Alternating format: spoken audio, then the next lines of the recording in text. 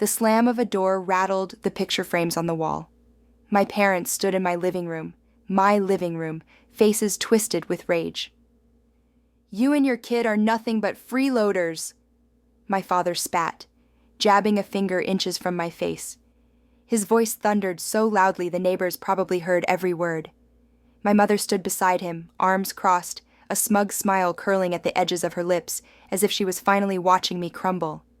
My son clung to my leg, his little hands trembling. The smell of dinner, now gone cold on the table, mixed with the sour sting of humiliation in the air. My chest burned, my throat tightened, but I didn't shout back. Not yet. They thought they'd won, that they had stripped me down to nothing in front of my child, that their words would be the final blow. But what they didn't know was that this house wasn't just walls and a roof. It was a line in the sand. And the day would come when I'd remind them whose name was written on the deed. They thought this would break me, but they had no idea what was coming. People say your home is your sanctuary. For years I tried to believe that, but in my case, my house had become a battlefield, one I never asked for, but one I couldn't walk away from. I wasn't reckless or lazy. In fact, I worked harder than anyone in my family ever expected me to. After my divorce, when my ex decided fatherhood was optional, I picked up 2 jobs, teaching during the day, freelancing at night. Every paycheck mattered, every bill was mine to cover. By the time most people went to bed, I was still at my desk, eyes heavy, chasing deadlines so that my son could wake up to warm pancakes in the morning and a roof we could call our own. That roof wasn't handed to me. It came with years of saving, denying myself little luxuries. No vacations, no new clothes unless absolutely necessary.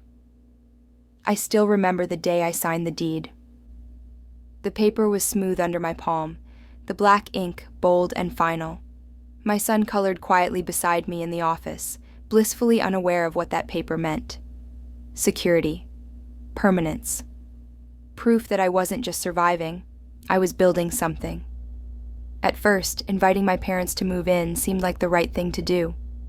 They were struggling financially, my dad's health wasn't the best, and they played the part of doting grandparents well. My son loved having them around, and I thought maybe, just maybe, it would heal old wounds. But favoritism runs deep. My parents had always made it clear that I was the difficult one. My brother Daniel was the golden child. Even now they sang his praises.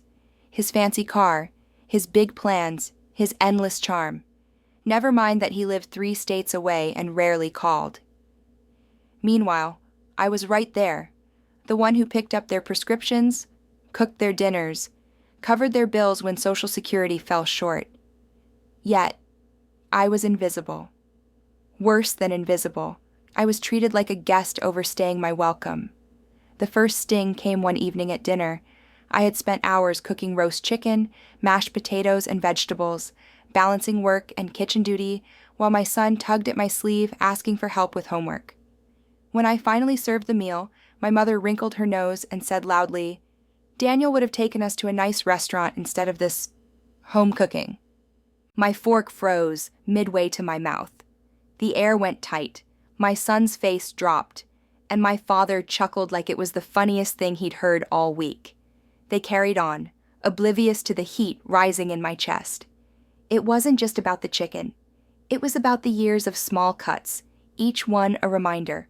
Nothing I did would ever measure up. That night, after tucking my son into bed, I sat alone in the kitchen. The hum of the refrigerator filled the silence. I looked at the deed pinned to the fridge with a magnet, proof that this house was mine. Yet somehow I felt like an intruder in my own home. I told myself it was just a bad day, that maybe they didn't realize how cruel their words sounded. But deep down, I knew better. This was the start of something bigger. The shadows were lengthening, and I could feel a storm building on the horizon. The storm didn't wait long. At first, it was little things, comments laced with poison, digs so casual they almost sounded accidental. My father would shuffle through the mail, holding up envelopes with my name on them and scoffing. Must be nice wasting money on bills for a place you don't even deserve.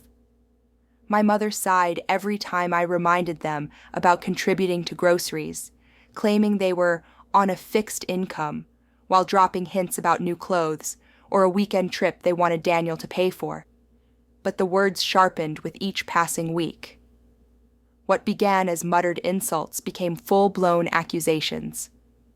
"You only bought this house because of us," my mother sneered one afternoon as she stood in the doorway of the kitchen watching me scrub dishes. "If we weren't here, you wouldn't last a day." I gritted my teeth. The scent of dish soap thick in the air, my hands raw from hot water. I wanted to snap back, to tell her about every hour I'd worked, every sacrifice I'd made. But I stayed silent, for my son's sake. He didn't need to see his mother unravel. Silence, though, has a cost. Each insult pressed down on me like a weight. Nights became restless. I'd lie awake staring at the ceiling, the shadows of tree branches swaying across it like accusing fingers. My heart would race, even in the quiet hours, as though bracing for the next fight. The worst part?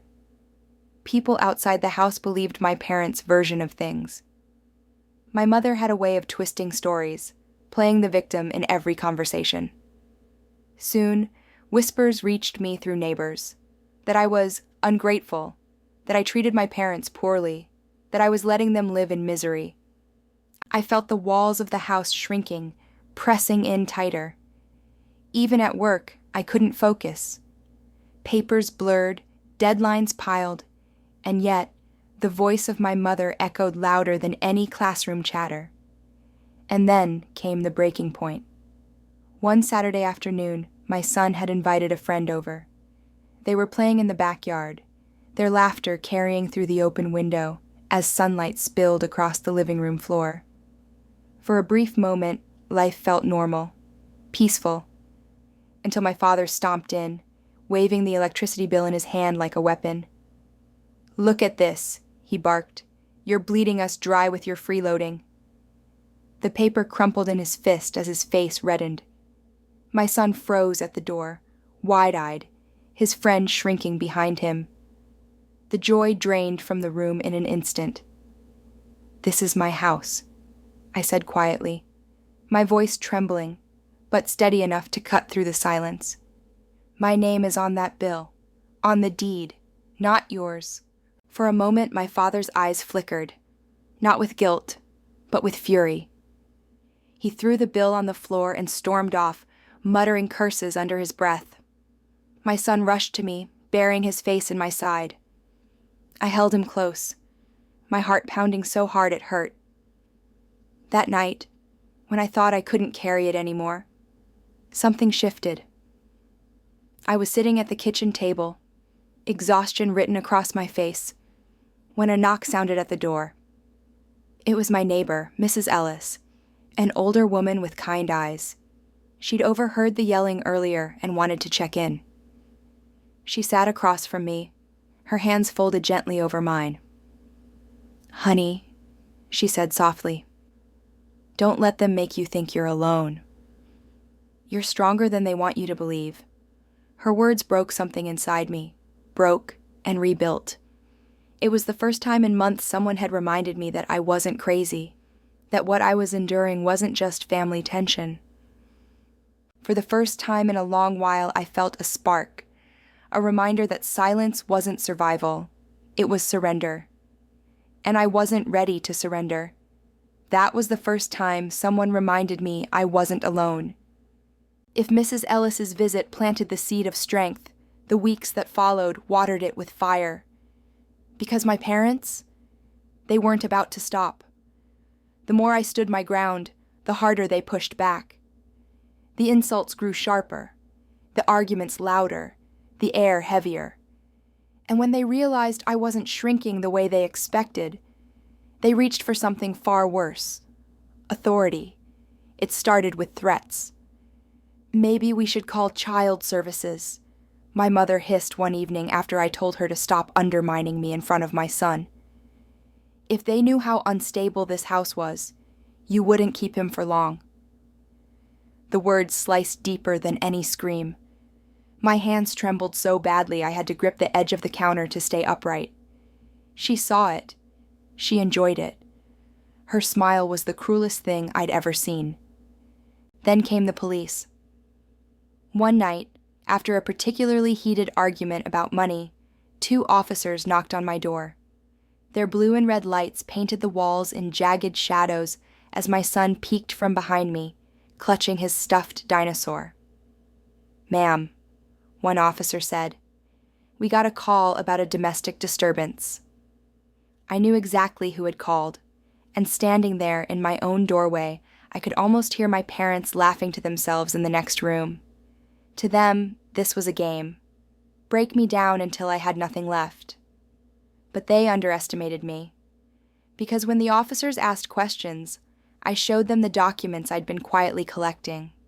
The mortgage in my name, the utility bills with my signature, even texts from my parents where they admitted I covered expenses. Their smirks faded when the truth became too heavy to ignore. Still, my parents didn't back off. They doubled down. The very next week, they demanded a family meeting. They sat me down at my own dining table, my father puffing himself up like a judge, my mother playing the sorrowful victim. "You can't keep living like this," she said dramatically, dabbing her dry eyes with a tissue. "We sacrificed everything for you, and this is how you repay us? Kicking us out, treating us like strangers?" I laughed. Not out of humor, but out of disbelief. Strangers don't call the police on the person paying their bills. The room went silent. My father's jaw clenched, his face turning red. My son sat in the hallway listening, his small shadow stretched across the carpet like a witness to something too big for him. That was the night I realized something. My parents weren't just cruel. They were desperate. And desperate people make mistakes. So I leaned into that. I began documenting everything. Every insult, every bill, every threat. I kept a journal hidden in my closet, recording the exact words they hurled. I tucked receipts into folders, snapped pictures of texts, printed bank statements. Piece by piece, I was building a case, not just for survival, but for justice. And it was working. Because for the first time, when I looked at my parents, I didn't see invincible tyrants. I saw cracks. My father's voice wavered more. My mother repeated herself, her stories tangled. The power they thought they had was slipping through their fingers. They didn't know it yet, but I was no longer playing defense. As I tucked my son into bed that night, he whispered, "Mom, are we going to be okay?" I brushed his hair back from his forehead, meeting his eyes. "Yes," I said firmly, more to myself than to him. "We're going to be better than okay." Because the war they started was about to turn, and this time, I wasn't the one cornered. They thought they still had control. They didn't. Once the tide began to shift, my parents fought like cornered animals. They could sense their grip on me loosening, and instead of softening, they sharpened their claws. Rumors began circulating faster than wildfire. At church, I overheard whispers that I was kicking my sick parents to the curb. In the grocery store, a neighbor avoided eye contact, shaking her head with disapproval. I didn't need to ask where it came from. My mother's talent for storytelling had always been unmatched, especially when she painted herself as the tragic heroine. Worse, they recruited allies. My aunt called late one night, her voice dripping with disappointment. "How could you treat your parents like this after everything they've done for you?" Daniel would never. There it was again. Daniel. The golden child.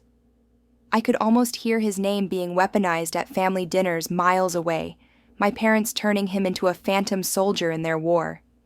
He didn't even need to be here. They wielded him like a sword anyway. At home, the tension was unbearable. My father slammed doors hard enough to rattle the windows. My mother intentionally forgot to pick up my son from school, leaving him waiting outside until a teacher called me in a panic. And when I confronted her, she simply shrugged. Maybe if you weren't so controlling, I wouldn't get confused. That night, as I tucked my son into bed, he asked, "Why don't Grandma and Grandpa like us?" The question gutted me. I hugged him tight, swallowing the burn in my throat. He deserved innocence, not this battlefield. I realized then that waiting for them to change was pointless. I couldn't beg for peace. I had to build it. So I became strategic.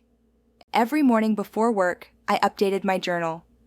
Dates, times, exact words, no detail was too small. I stored copies of utility bills and mortgage payments in a locked box under my bed. Mrs. Ellis even helped by offering to testify if things escalated. The symbolic deed, the one I'd pinned to the fridge, took on new weight. I bought a frame for it, sliding the paper inside with care, and placed it in my bedroom. Whenever doubt crept in, I looked at it and reminded myself, this is mine. I fought for it. No one can take it away. Meanwhile, the cracks in my parents widened. My father slipped up one evening, ranting to a neighbor on the porch, not realizing I was recording his words through the window. His voice carried, "We'll scare her enough. She'll hand the place over." Just wait. That recording went straight into my evidence folder. But the more evidence I gathered, the more desperate they became. They called the police again, this time claiming I was endangering my son. When the officers arrived, I calmly handed over documents, school records, even letters from my employer. The officers left with nothing to charge me with, but the humiliation burned in my chest. The war wasn't just about the house anymore. It was about dignity, about my son seeing his mother stand tall instead of crumble. And as the weeks passed, I felt the momentum shifting. My parents were unraveling, their lies tangling into knots they couldn't untie. I, on the other hand, was steadying myself, brick by brick, building a wall they couldn't tear down. One evening, as I slid another receipt into my folder, I whispered to myself, the day of reckoning is coming, and no one can stop it. And deep down, I knew. When that day arrived, their empire of control would collapse in front of everyone. The day came sooner than I expected. It wasn't in a quiet kitchen argument or whispered insult. It was in a packed courtroom. My parents had gone too far, filing a claim that they had rights to my house because they'd financially supported me and contributed to the household. It was absurd, but dangerous. Lies have a way of sounding like truth when repeated often enough. The courtroom was cold, the walls a sterile beige, the air heavy with silence. My parents sat across from me, smug and self-assured. My mother wore her best dress, a handkerchief clutched dramatically in her hand, ready to play the part of the wronged parent. My father sat stiff, jaw tight, eyes locked on me with defiance. My son sat behind me with Mrs. Ellis, his small hand gripping hers for comfort. I could feel the weight of his gaze, and it steadied me. The judge called the case, and my parents' lawyer began weaving their narrative. How they had sacrificed for me. How I had turned ungrateful. How the house wasn't truly mine. Each word made my stomach twist, but I held my silence. I had learned patience. Then, it was my turn. I rose slowly, every step deliberate, the echo of my heels tapping against the floor. My hands trembled slightly as I set my folder of documents on the table, but my voice was steady. "Your Honor," I began, "this house is mine. I worked for it, I saved for it, and I have the proof I slid the framed deed across the table, the glass catching the courtroom lights like a shard of truth." The judge leaned forward, examining the signature, my signature, clear as day. Next came the bills, pages upon pages of receipts, utilities, mortgage payments, all in my name. I produced the recordings too, The one where my father admitted they planned to scare me into giving them the house. The words echoed through the courtroom speakers, heavy, undeniable. The silence that followed was absolute. My parents' faces drained of color. My mother's handkerchief slipped from her fingers to the floor. My father's jaw twitched, but no words came. For the first time in months, they weren't in control.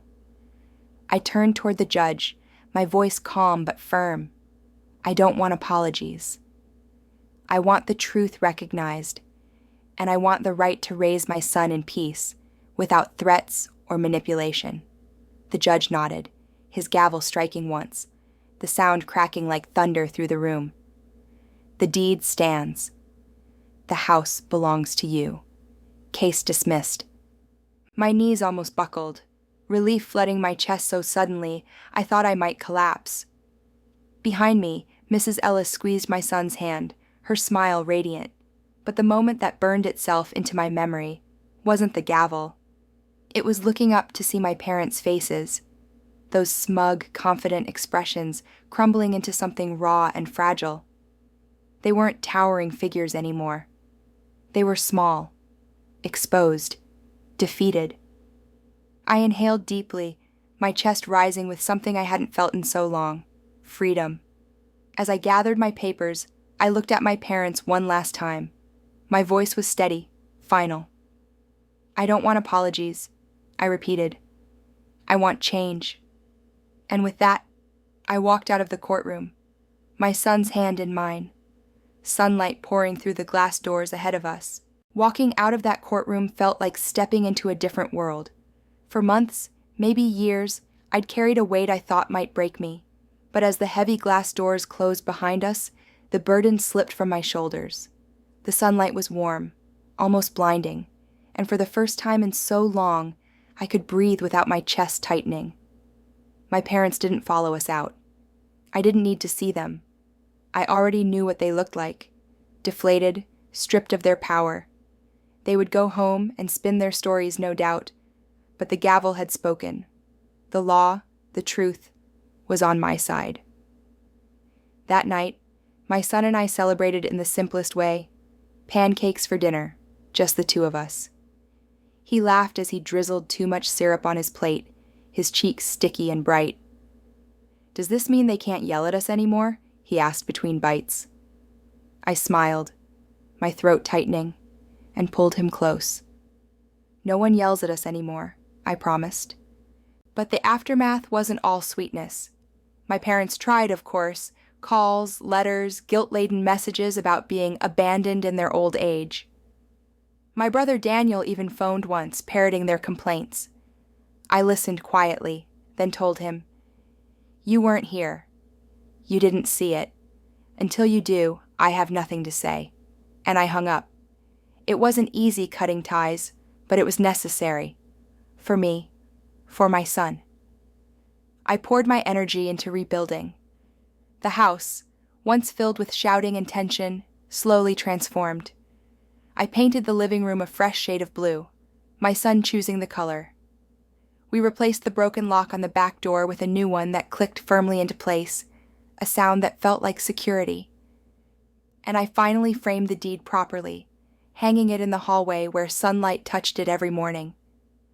No longer just proof of ownership, it was proof of resilience. Even small things carried new meaning. The hum of the refrigerator at night wasn't suffocating anymore. It was comforting. The creak of the stairs reminded me not of arguments, but of bedtime stories. The silence wasn't hostile. It was peace. Mrs. Ellis stopped by often, bringing cookies and gentle conversation. She never pressed, never pried, but her presence reminded me of something vital. Family isn't always blood. Sometimes it's the people who show up when the world feels darkest. And as weeks turned into months, my son blossomed. His laughter filled the rooms, no longer shadowed by fear. He invited friends over again, proud to show off his cool house. One afternoon, he drew a picture at school, a house with 2 stick figures inside, both smiling. He gave it to me with a shy grin. "It's us," he said. I kept that drawing on the fridge, right beneath the frame of the deed. Together they told a story, not of loss, but of survival, of building something stronger from brokenness. Looking back now, I don't feel anger when I think of my parents. I feel clarity. They taught me what boundaries look like by crossing everyone. They showed me the cost of silence, and in doing so, forced me to find my voice. They thought their betrayal would crush me, but instead, it carved me into someone unshakable. This wasn't the end. It was the beginning of peace, of strength, of a life lived on my terms. And every time I walk down that hallway, past the framed deed glowing in the morning sun, I remind myself, we are free. Maybe you've been there too. Standing in your own home, your own life, feeling like an outsider because of someone else's control. Maybe you've been called names, pushed down, told you weren't enough. But here's the truth I learned. Worth isn't something they hand to you. It's something you claim for yourself. So I'll ask you, have you faced betrayal, favoritism, or abuse of power? How did you rise above it? Share your story below, because your voice might be the spark someone else needs. My parents thought they could break me. Instead, they built the fire that forged me stronger. And remember this, no matter who tries to take your peace, your home, or your dignity, you have the power to stand tall. Because this isn't the end. For you too, it's just the beginning.